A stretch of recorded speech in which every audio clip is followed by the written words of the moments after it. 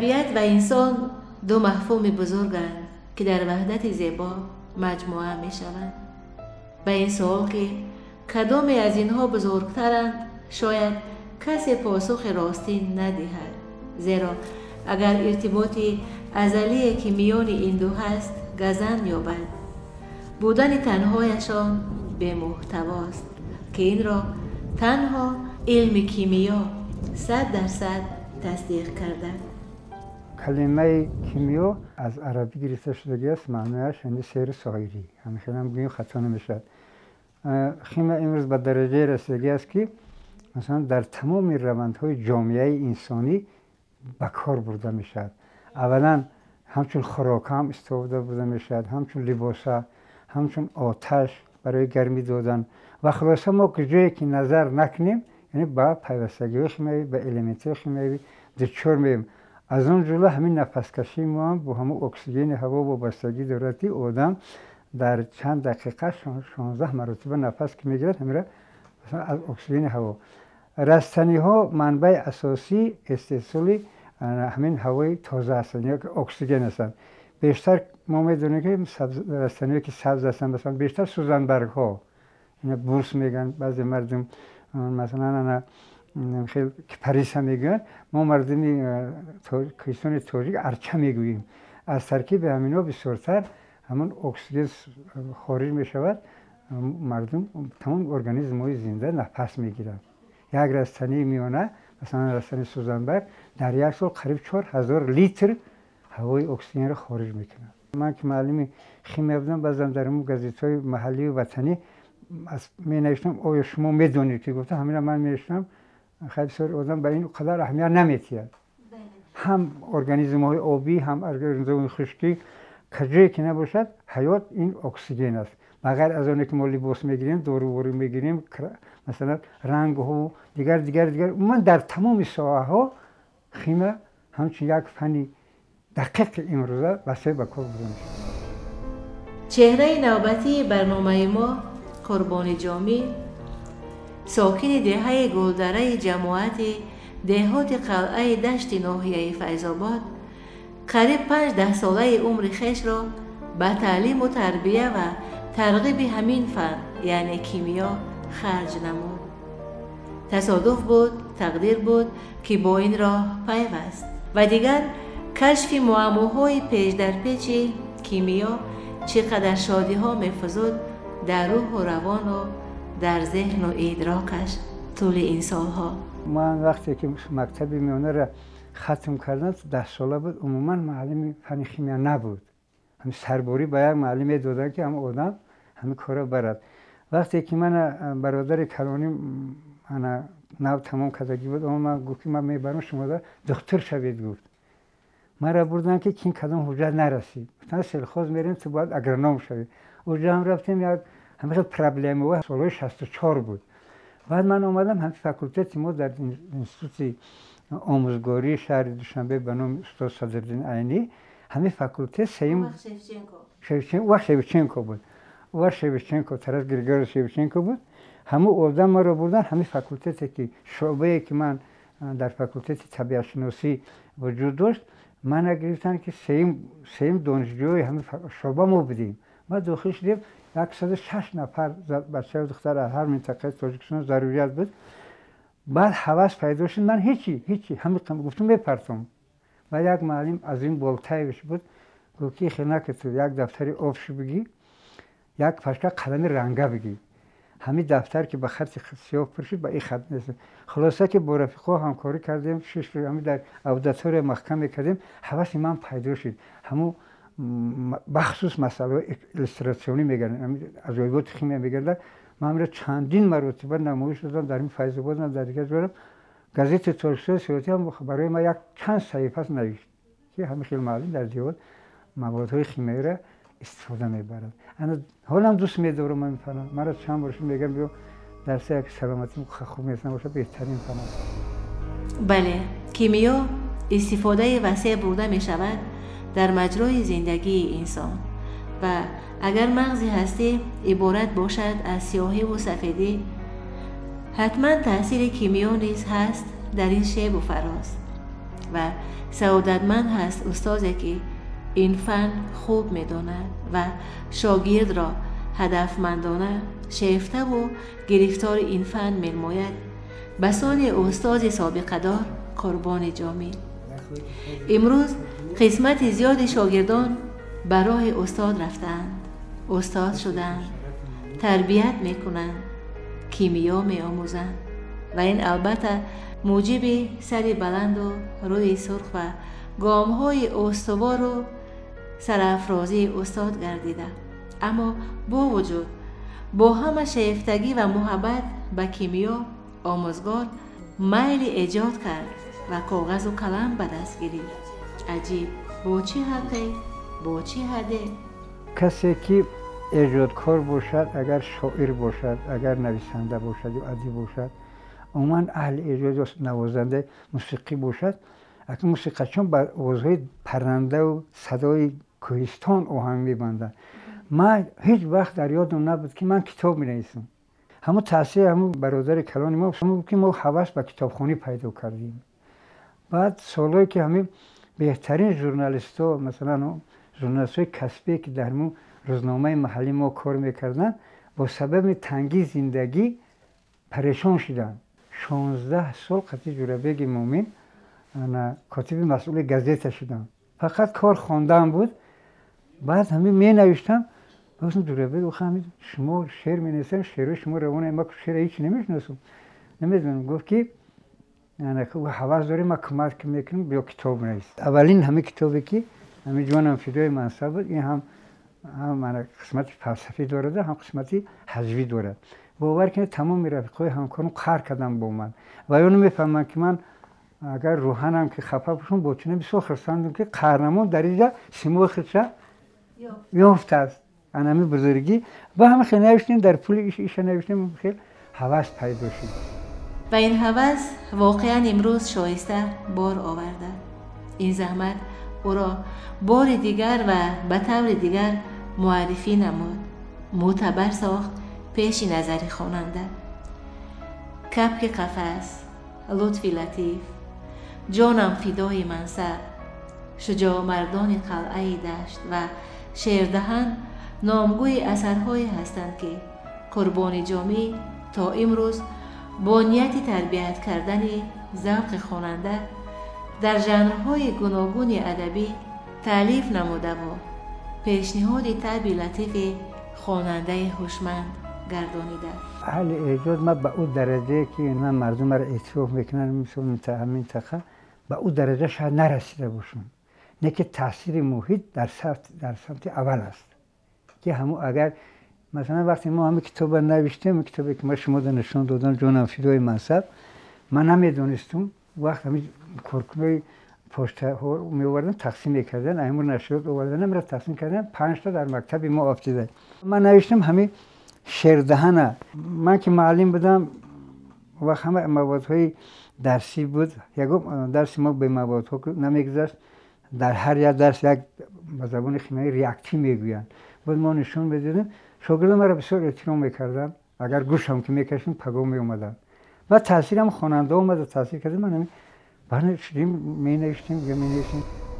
محبت به آب و خاک دیار، ذکر زیبایی های طبیعت بکر وطن در آن مایه آفریده های قربان جامی است که برایش فراز ایجادی عطا نموده.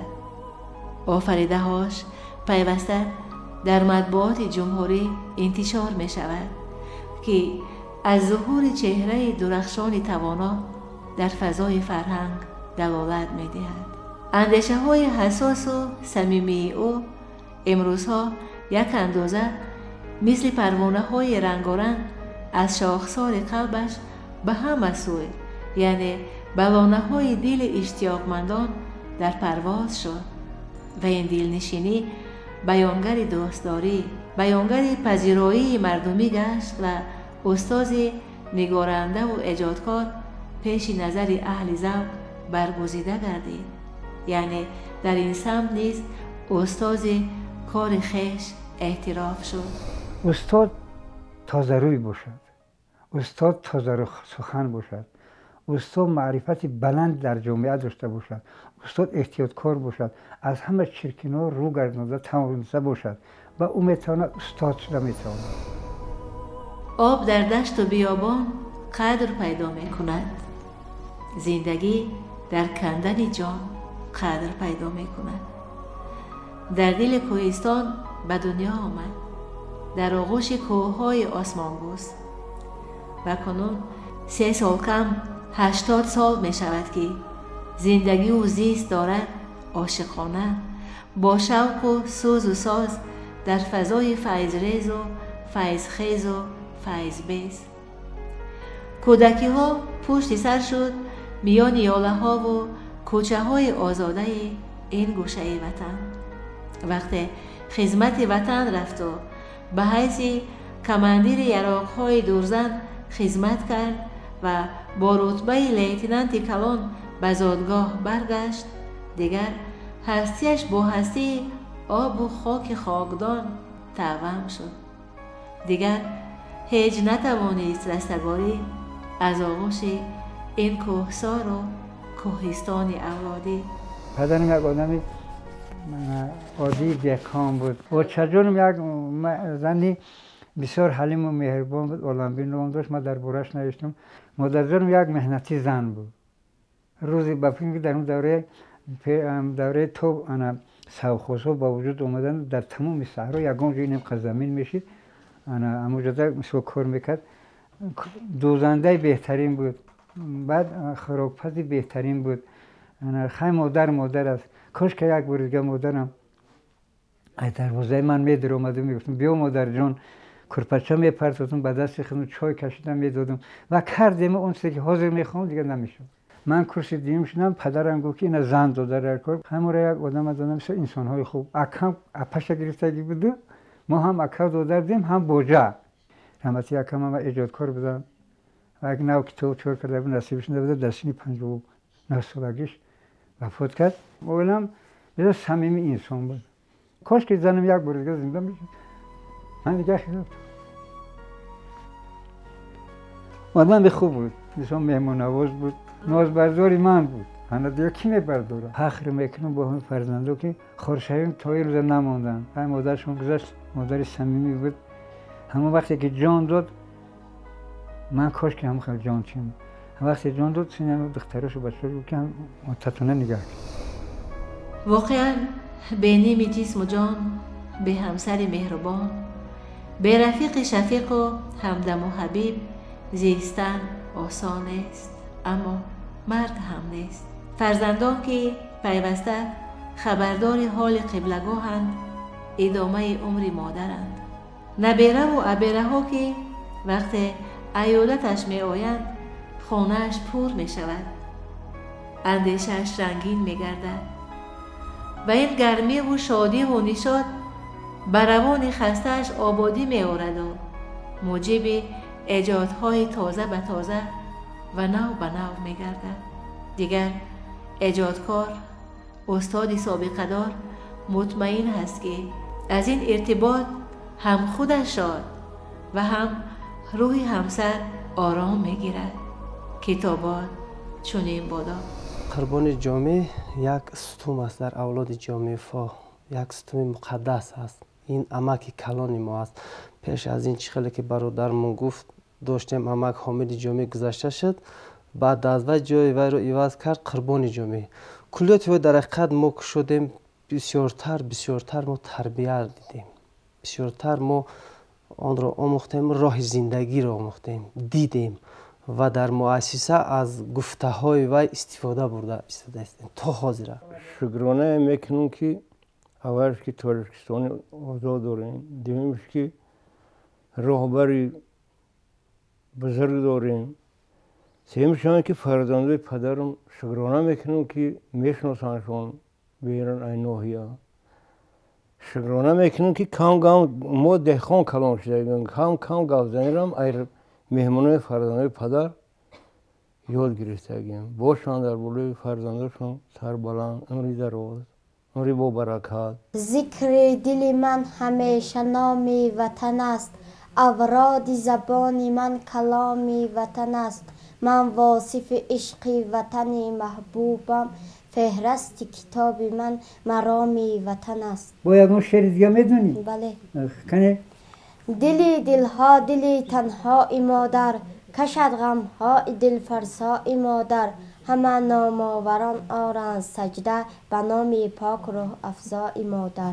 آج گم کرد و زبان را گم نکرد، تاج گم کرد و زبان را گم نکرد، تخت گم کرد و زبان را گم نکرد، رخت گم کرد و زبان را گم نکرد، بخت گم کرد و زبان را گم نکرد.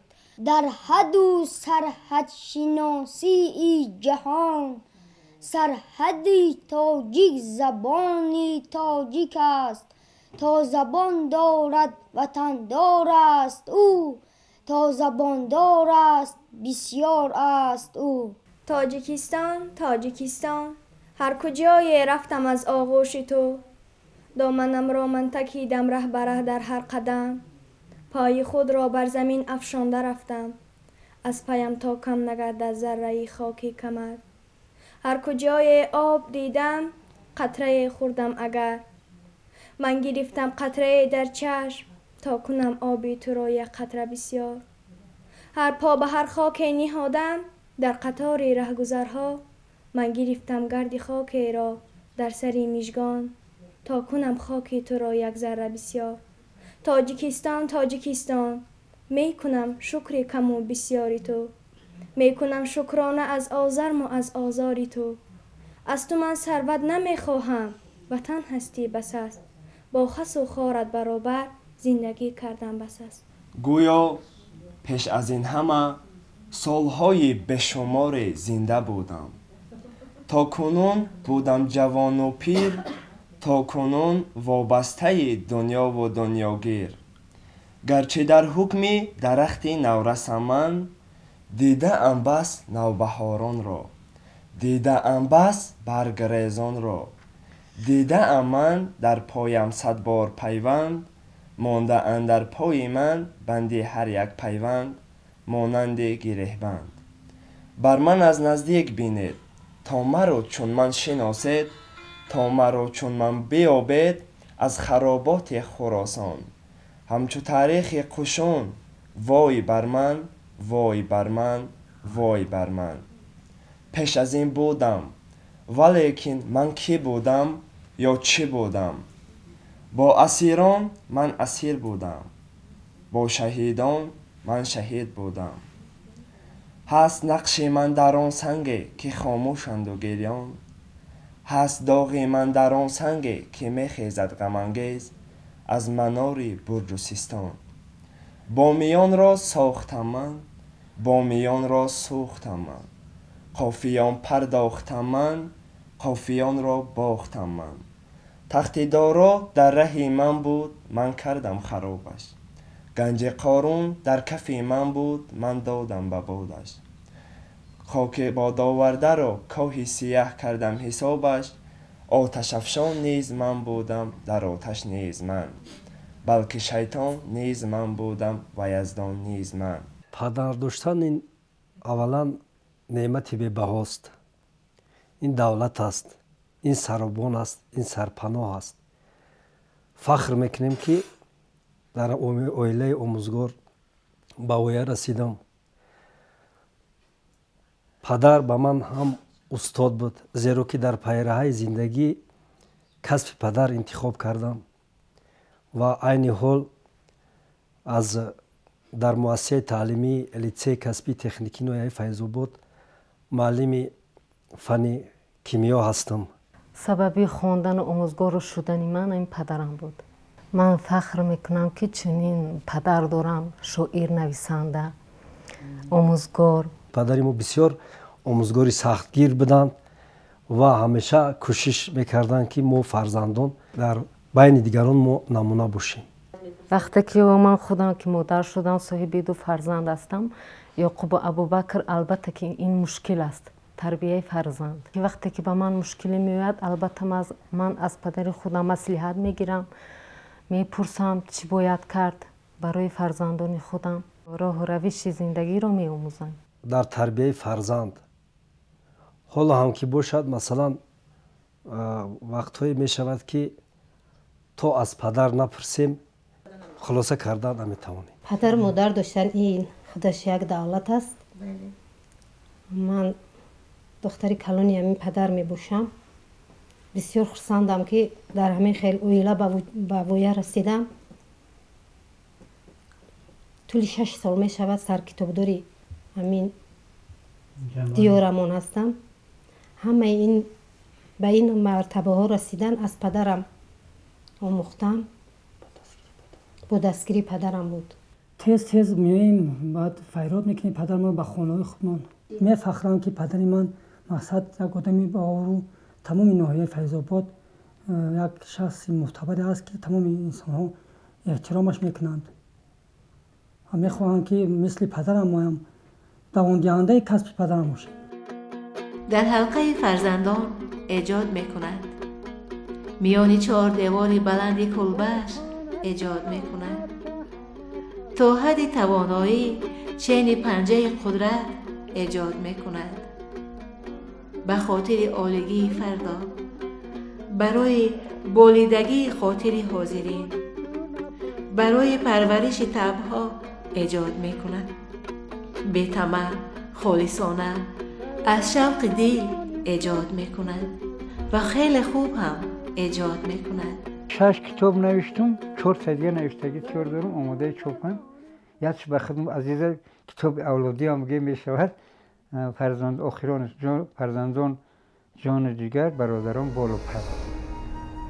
همقدم زمان است نسبت به روند جامعه، نسبت به وضع تعلیم و تربیت، نسبت به مجرای روزگار مردم بی‌طرف نیست.